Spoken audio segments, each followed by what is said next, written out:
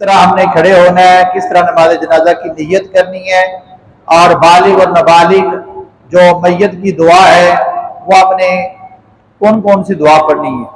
कल ये हमारा तफसीली हो चुका था। आज का जो हमारा टॉपिक है वह है मैयत को गुस्ल देना। पेज नंबर निकालें 29। शाबाश सारे बच्चे, जो आपके पास बुक है सारे बच्चे उसका पेज नंबर 29 पेज ओपन करें। कर लिया सब ने जी। उसके नीचे देखें हेडिंग नंबर 4, मैयत को गुस्ल देना। मैयत को गुस्ल जी। अब मैं पढ़ूंगा, आपने पहले सुनना है इसको। मैयत को गुस्ल देने में बहुत बड़ा अजर है, ठीक है। मैयत को गुस्ल देना बहुत बड़ा अजर है।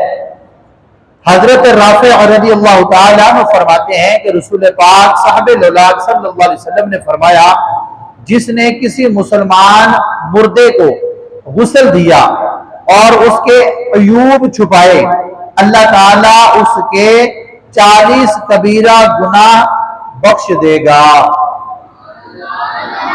और एक रिवायत में है अल्लाह ताला गुस्ल देने वाले की 40 मर्तबा बख्शिश यानी मगफिरत फरमा देगा। और तिबरानी की रिवायत है कि जिस किसी ने मुसलमान मैयत को गुस्ल दिया वो अपने गुनाहों से यूं निकल जाएगा जैसे उसकी मां ने जन्म दिया है, ठीक है। यानी कि मैयत को गुस्ल देने के ऊपर ये 2-3 रिवायात जो जिक्र की गई हैं कि जो बंदा मैयत को गुस्ल देता है अल्लाह तबारक व तआला उसके 40 जो कबीरा गुनाह होते हैं वो माफ फरमा देता है और उस बंदे को गुनाहों से ऐसे पार कर देता है जैसे वो आज ही पैदा हुआ है, ठीक है। तो गुस्ल देना ये बहुत बड़ी नेकी है। गुस्ल देना बहुत बड़ा इसमें अजर है। तो गुस्ल देने का तरीका भी हमें मालूम होना चाहिए। तो गुस्ल मैयत को हम कैसे देते हैं, ठीक है। अभी पहले मैं आपको पढ़ के सुनाऊंगा, फिर उसके बाद हम आखिर के अंदर इसका प्रैक्टिकल करेंगे। यहाँ पर एक बच्चे को लिटा कर फिर एक गुस्ल देने का वो जो एक प्रैक्टिकल अंदाज के अंदर। माहिर, आपको क्या मसला? शहीर, आप दोनों भाई पीछे जाते कर रहे हैं। तरीका मैयत को गुस्ल देने का तरीका आप देखें, बुक के ऊपर आखिरी लाइन देखें, लास्ट लाइन देखें।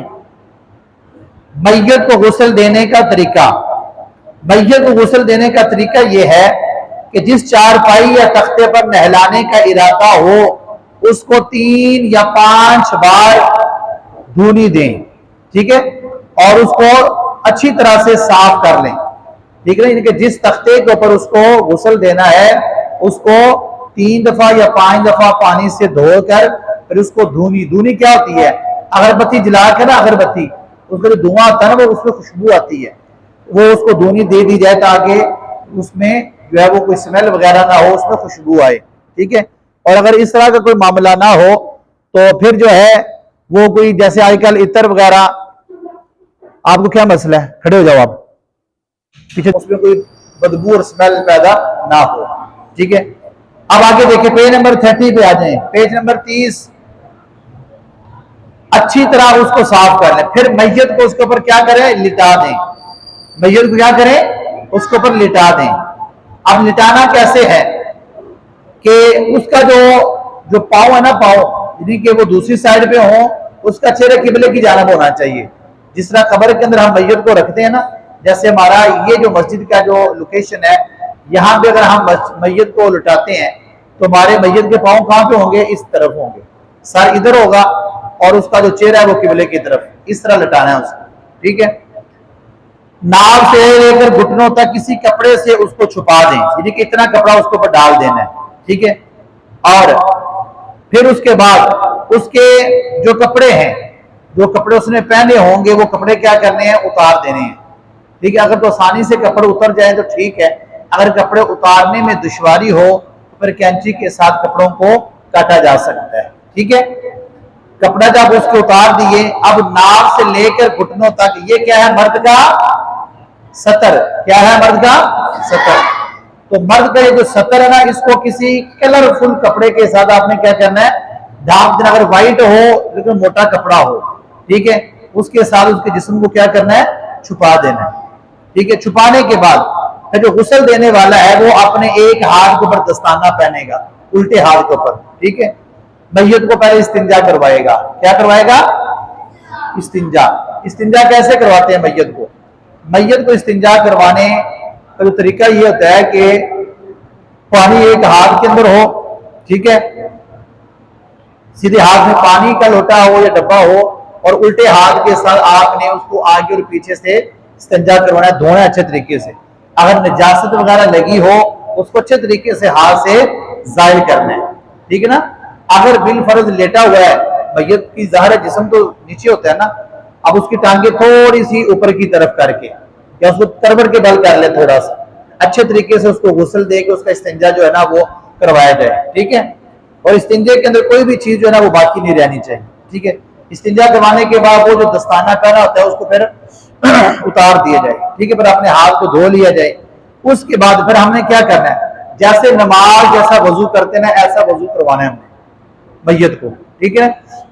वजू में हम सबसे पहले क्या करते हैं, पहले दोनों हाथों को धोते हैं, ऐसे ही है ना, पहले दोनों हाथों को, पहले मैयत का सीधा हाथ आपने पकड़ना है, उसको आपने धोना है, ठीक है। धोने के बाद फिर आपने उसका उल्टा हाथ धोना है, हाथ उसके वॉश हो गए। उसके बाद फिर आपने क्या करना है, अगला पहला कुल्ली करवानी है। अब मैयत कुल्ली तो नहीं कर सकती, लेकिन उसका फिर मुंह अंदर से गीला करना है, कोई कपड़ा, रुई या टिश्यू वगैरह लेके उसको पानी के अंदर भिगो के, तो आप मैयत के जो मुंह है ना उसके अंदर से अच्छे तरीके से वो आप क्या करेंगे, सफाई करेंगे।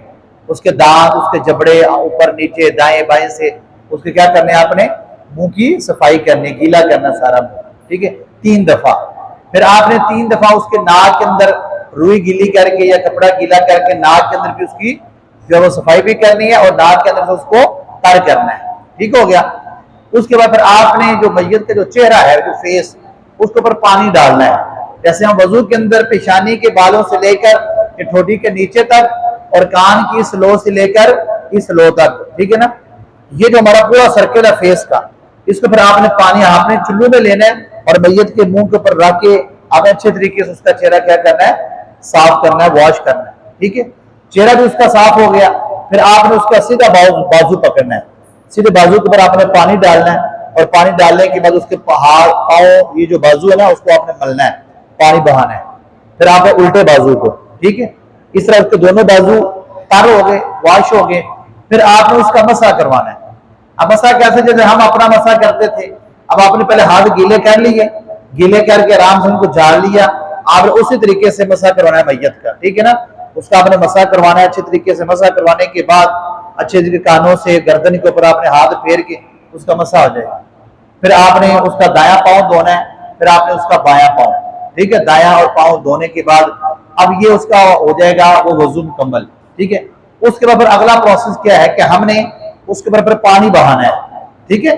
कैसे पानी बहाना है, सर से लेकर पाँव तक पानी बहाना है, पहले मुकम्मल पानी बहा दिया। उसके बाद आपने साबुन लेना है, साबुन लेकर फिर आपने उसके सर के ऊपर साबुन लगा के उसके दाएं और उसके बाएं जानिब, ठीक है ना, पहले आपने उसको करवट के ऊपर कर लेना है। जैसे मैयत लेटी हुई है, अब आपने उसको करवट के ऊपर कर लेना है, ऐसे उसका चेहरा उधर घुमा देना है, उसका दाएं जाने वाली जो करवट है उसके नीचे साबुन लगा के अच्छे तरीके से, फिर उसकी ये वाली जो करवट है फिर आपने ऐसे कर लेनी, फिर इस वाली करवट के ऊपर आपने साबुन वगैरह लगा के अच्छे तरीके से मलना है, ठीक है। फिर उसको आपने छोड़ देना है। फिर उसके सर, पेट, टांगों से लेकर नीचे पाँव तक साबुन वगैरह सारा अच्छे तरीके से आप क्या करें, मल लें। जब साबुन अच्छे तरीके से आपने लगा लिया सब पर, उसके बाद फिर आपने पानी लेकर अब उसको क्या करना है, धोना है। सर से आपने पानी बहाना है ऐसे पाँव तक, ठीक है। पहले आपने बिल्कुल उसका फ्रंट एरिया सारा क्या करना है, साफ करना है, पानी से वॉश करना है। फिर उसी करवट के ऊपर आपने दोबारा उसको ऐसे कर देना है। फिर उसके नीचे वाले हिस्से के ऊपर पानी बहाना है, ठीक है। पानी बहाने के साथ हाथ भी साथ साथ घुमाते जाएं। इसी तरह फिर उसके उल्टी दूसरी जानिब करवट को लेकर फिर उसके नीचे से पानी बहाएं। फिर हो सके तो मैयत के जो सर है ना, सर के नीचे ऐसे हाथ रखा जाए, उसको थोड़ा सा ऐसे ऊपर किया जाए, ऊपर करके उसकी पीठ और उसकी गर्दन के पीछे पानी बहा के, तो ये जो मैयत का जिस्म होता है ना, पेट, फिर एक हाथ उसके पेट के ऊपर रखकर उसको ऐसे ऐसे दबाया जाए, ठीक है। उसको ऊपर से ऐसे ऐसे आपने आहिस्ता आहिस्ता दबाते जाएं। अगर पेट में कोई चीज हो, निजासत वगैरह हो, पखाना पेशाब, ताकि वो सारा जायल हो जाए, निकल जाए, ठीक है। जब वो सारा निकल रहा है तो फिर आहिस्ता से उसको नीचे रख के फिर उसके बाद पानी से वॉश करते हुए टांगों को उसके पाँव को, अगर उसमें से कोई पैखाना या पेशाब निकला है, उसके जिस्म को आहिस्ता से ऐसे करवट के ऊपर करके तो नीचे से पानी बहा के वो भी जो निजासत है वो सारी जायल हो जाए। ठीक है, तख्ते के ऊपर कोई निजासत नहीं रहनी चाहिए। ठीक है ना, तो इस तरह करके आपने वो सारा मुकम्मल उसको पानी बहा के उसके जिस्म को क्या कर देना, आपने तर कर देना। ठीक है, तो ये इसी तरह ये हमारा गुस्ल है। अगर मैयत के जिस्म के ऊपर उसने कोई छल्ला वगैरह पहना है, उसने कोई घड़ी है, ठीक है ना, वो सारी उतार देनी है। ठीक है, अगर उसने कान में बाली पहनी है या उसने नाक में सुराख करके वो डाला हुआ है, हर चीज जो भी जिस्म के ऊपर एक्स्ट्रा है वो सब उतार देनी है। ठीक है, अगर उसके जिस्म के ऊपर कोई भी चीज लगी हुई है, ठीक है ना, वो आपने उतार देनी। कोई टेप लगी हुई है, जैसे हॉस्पिटल के अंदर कोई मैयत ऐसी होती है उसके ऊपर वो जो मेडिकल जो टेप होती है कपड़े की वो लगी होती है या चिप लगी होती है, अगर इस तरह की कोई भी चीज जिस्म पर लगी तो वो सारी उतार देनी, ताकि उसका बिल्कुल जिस्म नीट क्लीन हो जाए, उसके हर जिस्म के हिस्से तक पानी पहुंच सके। जब वो पानी सारे जिस्म तक पहुंच जाएगा फिर उसका गुस्ल मुकम्मल होगा। ठीक है, तो ये गुस्ल के दौरान कोई छोटी सी छोटी भी जगह जो है ना वो खुश्क नहीं रहनी चाहिए। हाँ, अगर तावीज भी पहना है गले में, जो कुछ भी पहना है सब उतार देना है। ठीक है, जिस्म के ऊपर कोई चीज नहीं रहनी चाहिए। ठीक है ना, क्या लगाए हो? स्टिकर जो भी लगा हुआ है, ठीक है ना, स्टिकर लगा हुआ है, उसके ऊपर कोई ऐसी चीज है कि जिसको उतारा जा सकता है वो आपने उतारनी है, उसके ऊपर लगी नहीं रहनी चाहिए। ठीक है, सारे मुकम्मल, इस तरह ये हो जाएगा इसका गुस्ल मुकम्मल। जब गुस्ल मुकम्मल, एक और बात सुननी है आपने, वो जो कपड़ा हमने उसके सतर के ऊपर रखा होता है, ठीक है ना, नाक से लेकर घुटनों तक, वो कपड़ा मोटा कपड़ा होना चाहिए या कलरफुल कपड़ा आप रख ले। क्यों? तो जब व्हाइट कपड़ा होता है ना तो उसमें जब पानी लगता है, गीला होता है, तो जब पानी में कपड़ा गीला हो जाता है ना तो उसके ऊपर आर पार नजर आता है, तो इस वजह से फिर उसकी शर्मगाह का नजर आने का खदशा होता है। तो गुस्ल देते वक्त जो मैयत की शर्मगाह है उसको हमने क्या करना है, कवर करना है, पर्दे के तक वो नजर ना आए। तो अगर कलरफुल कपड़ा अगर हम उसमें रख देंगे तो वो ज्यादा बेहतर है।